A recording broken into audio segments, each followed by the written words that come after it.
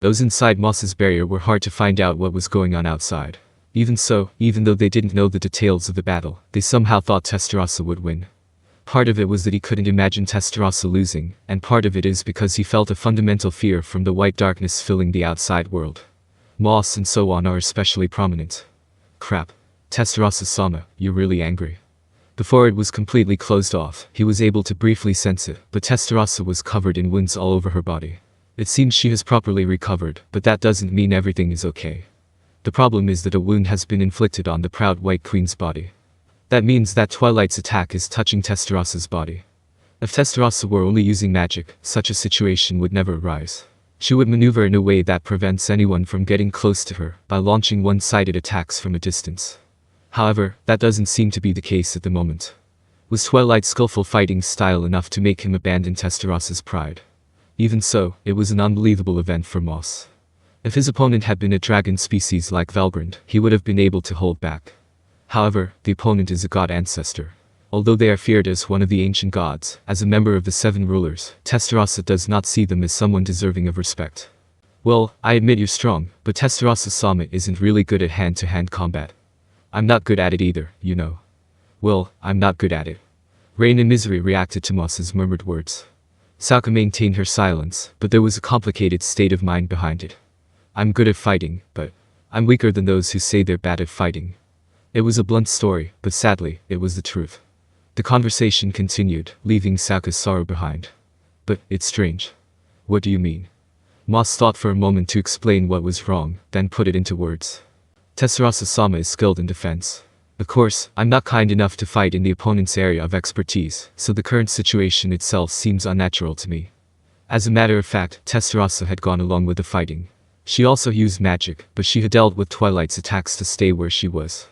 That certainly seemed like something Testarossa wouldn't do, since she specialized in long-range combat, so as not to inflict any damage at all. Hearing his explanation, Rain and Misery nodded. I see. Well, you're right. I'll do whatever it takes to win. I won't hesitate to bring it into my field of expertise. That's right. Even so, Testarossa didn't do that. Which means there's a reason for that. I have a question. Here, Sokka timidly opens her mouth. What is it? And Moss urged him on, hiding his true feelings that it would be a pain. There's nothing Sokka can do in this situation, so as Moss, he want her to stay quiet. As such, he didn't care much about Sokka's opinion, but his eyes whitened when he heard. What was it again, Testarossa-san? Was it Nihilistic world? What happened to that? Come to think of it, Moss remembered. Testarossa deployed the Nihilistic world to find the Twilight that had been hiding here. That's the first stage. They're on standby. If they shift to attack from here, everything within the effect range specified by Testarossa will be exposed to the overwhelming force of void. It doesn't matter who's friend or foe. The specified amount of energy cancels out and disappears. Moss and Sokka can't escape, so if they're still alive, that means Testarossa hasn't released the void. Actually, in the first place, even Testarossa-sama wouldn't be able to maintain the void for a long time. That's probably why she disarmed it so long ago. That's what Moss thinks. No, it's a wish. Wasn't the reason Testarossa didn't bring it into her specialty magic battle, because she'd invested her power into something else? No, that can't be true. Moss denies his own thoughts. Fighting for a long time with the extremely dangerous void deployed is insane, after all. If, hypothetically, Testarossa tried to feign for even a moment during the battle, the voids that had lost control would be released. It seems that they were struck by Twilight, and there was a high risk of losing consciousness in an instant. Normally, just controlling void is exhausting, so from Moss's perspective, it is unthinkable to maintain it continuously. Of course she wouldn't take such a risk. Isn't she alright, Testarossa-sama? Then, Moss prayed, as if to swallow his unease. However, the person she was praying to was Testarossa, so there was no way such a wish would be heard. But Moss-kun, no matter how you look at it, it's void, right? That's right. No matter how you look at it, it's showing aggression and eating away at Twilight. The ones who conveyed this in a merciless voice were Rain and Misery. Even without being pointed out, Moss had noticed it. You kidding? Does that mean there was a risk that the world would be destroyed, even if there was 1 in a million chance? No, even a billion. As soon as he understood that, Moss felt like he was going to slump down and sit weakly. Wow, so Testarossa-san really is amazing. I thought that if she launched an attack in that second stage or whatever, we'd all be dead. Sokka, who understood nothing, gave a slightly off-target comment. That's right. With that, Rain smiled bitterly, as if trying to hide it. Not so much dying, but, well, maybe you'd be happier not knowing. Even so, do you still want to hear it? Misery trailed off mid-explanation and looked at Sokka enviously. That alone was enough for Sokka to guess. No, it's not necessary. I did want to gather information as a scout, but I will discard that feeling now. Sokka's strength was that she could choose peace of mind over a sense of responsibility here. But that's the right answer. Even if he explained that the world was on the verge of collapse here, Sokka wouldn't have been able to accept it. Even Rain and Misery, who decided that, had a surprisingly kind side to them. Twilight's existence disappears elsewhere, leaving those who have lost themselves in thought. Seeing that, Rain was overjoyed. Alright. That damn bastard Twilight, serves you right. She was shouting from the bottom of her heart, trying to clear away the pent-up resentment. Misery agreed with this. Well, since they were a big troublemaker, I actually feel more relieved than anything. Even Sokka, who had heard that, was convinced that she must have been a dangerous person.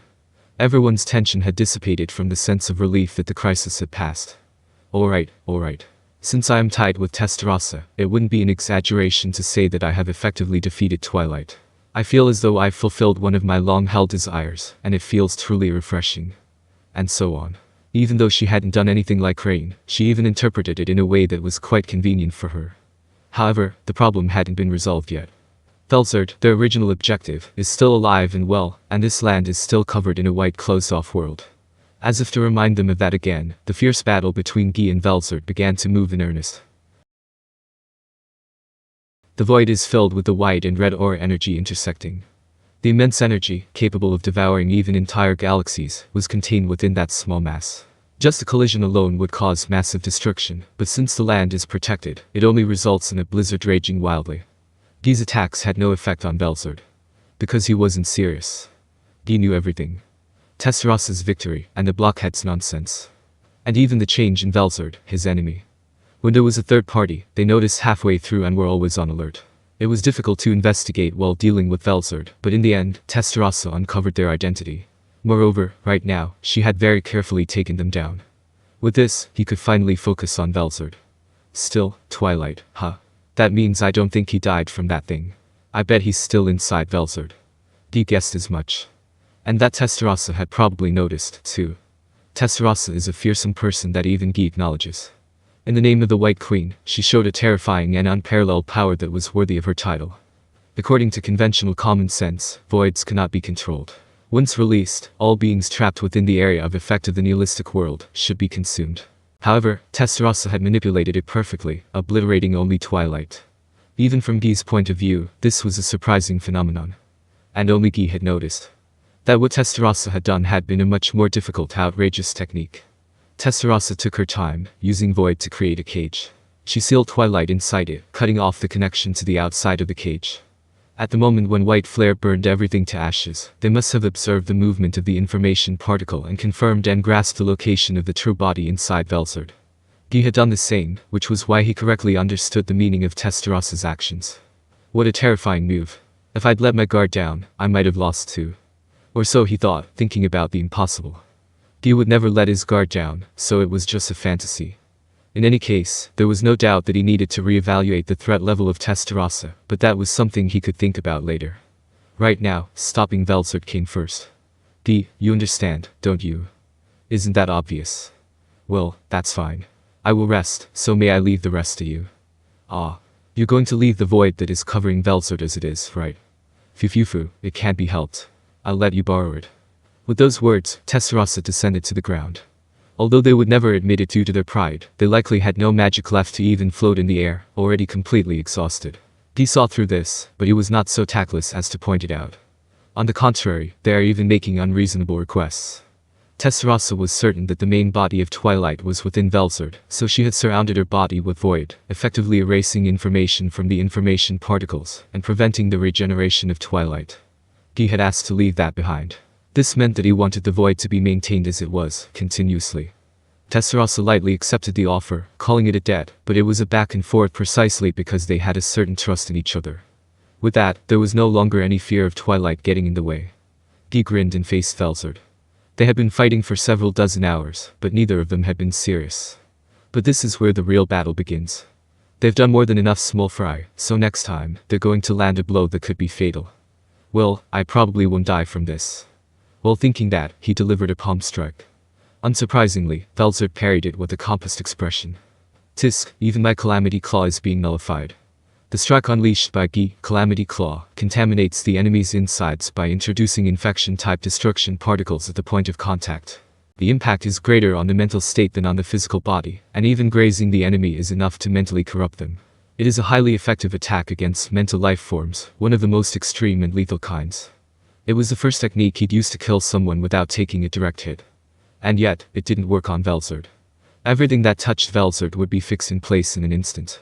Because she's exerting influence on the level of an information particle, it doesn't matter if it's physical or mental. It freezes everything. As such, Velzard smiled playfully.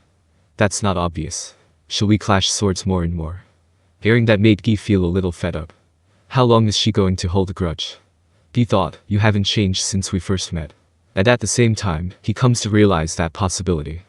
He wonders if Velzard might even freeze emotions themselves.